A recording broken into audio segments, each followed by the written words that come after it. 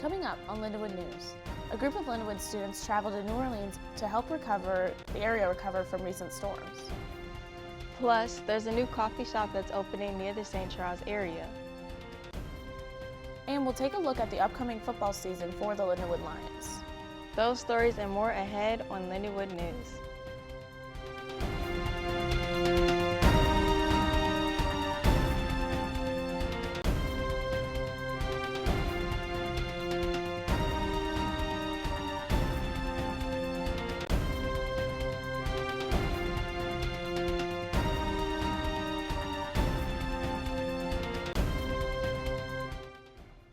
Welcome to this edition of Lindenwood News. I'm Carmen Lumpkins. And I'm Tori Hatton. Within Lindenwood campus, a Christian organization named Crew had their yearly spring break trip to New Orleans. During this trip, Lindenwood and other schools from this organization gathered together to plant trees to help out NOLA as it is recovering from a hurricane. A student from Crew had this to say. For me, it's really sweet to get to physically help people and restore dignity to people who've experienced loss like that. It really is crazy to watch a group of people. We went with 5 different schools from around St. Louis whose spring breaks all aligned. We really got to bond together. With this once-in-a-lifetime experience of aiding people who experience hardship, these schools came together to help out a community in need. Students spent the afternoon decorating the sidewalk outside of Evans Commons, all for a good cause. The event, organized through the History Program, is a celebration of Women's History Month. Students chalked the names of notable St. Louis women to honor their contributions and achievements. By the end of the day, the sidewalk was filled with colorful writing, highlighting the impact these women had on the area. Dr. Colmo, who helped organize the event, says that this celebration of women is crucial. Women in general are contributing to life every single day all around us, and I think it's really important for our campus to recognize that, especially given what's going on in the world today. It's really important now more than ever that women are given the attention that they deserve. You can visit the sidewalk in front of Evans Commons to learn more about the local women who have worked to improve this community. The franchise coffee shop based in Oregon State makes its way near St. Charles, Missouri. Dutch Bros Coffee has mostly populated the Northwest region, but as they continue to grow, they found a place in O'Fallon, Missouri, just 15 minutes down I-70 West from Lindenwood. Students and other locals have a brand new coffee spot. Really, the decision is just Dutch Bros just wants to get in everyone's community. That we want to be, in driving distance so everyone can get their coffee and, have a good day. And so I think just getting out here into a new area. Dutch Bros will be the first in the area. The next closest location is in Kansas City, Missouri. Coffee lovers in St. Charles and nearby will have the chance to try Dutch Bros caffeinated drinks as well as their shakes, lemonade, tea, smoothies, and more. Straight ahead on Lindenwood News, we take a look at Lindenwood's upcoming football schedule and the biggest matchups for next season. ACHA Division II ice hockey team played in the national championship last Wednesday against Montana State. Find out if they took home the trophy. Coming up on Lindenwood News.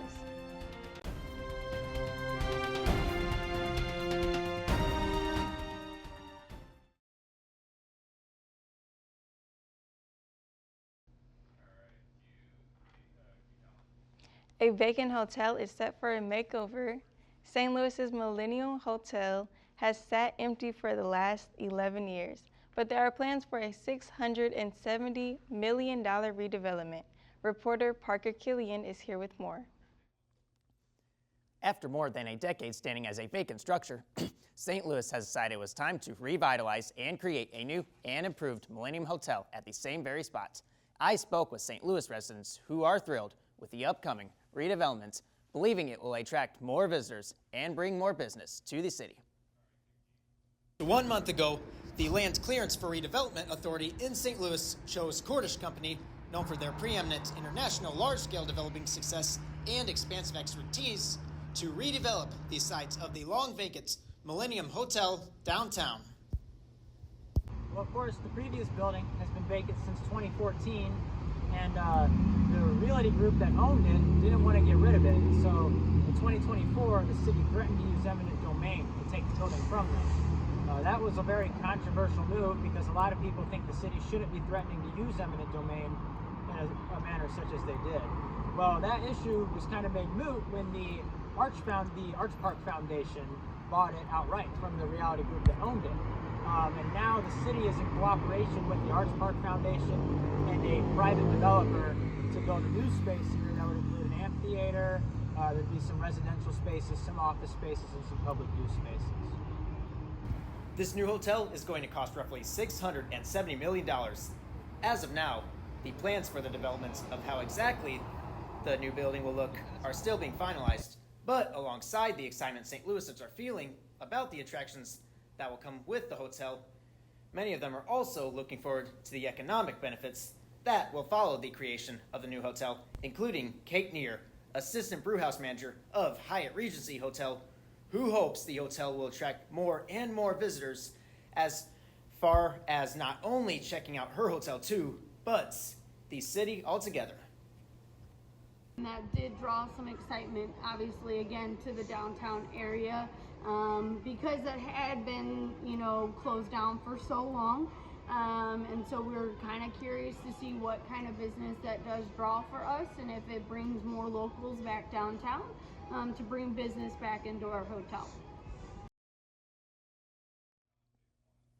Cordish Coast is now under contract to purchase the site of the Millennium Hotel. The first step for the revitalization project will be demolition of the old hotel. Back to you. Thanks, Parker. It will be interesting to see the redevelopment process.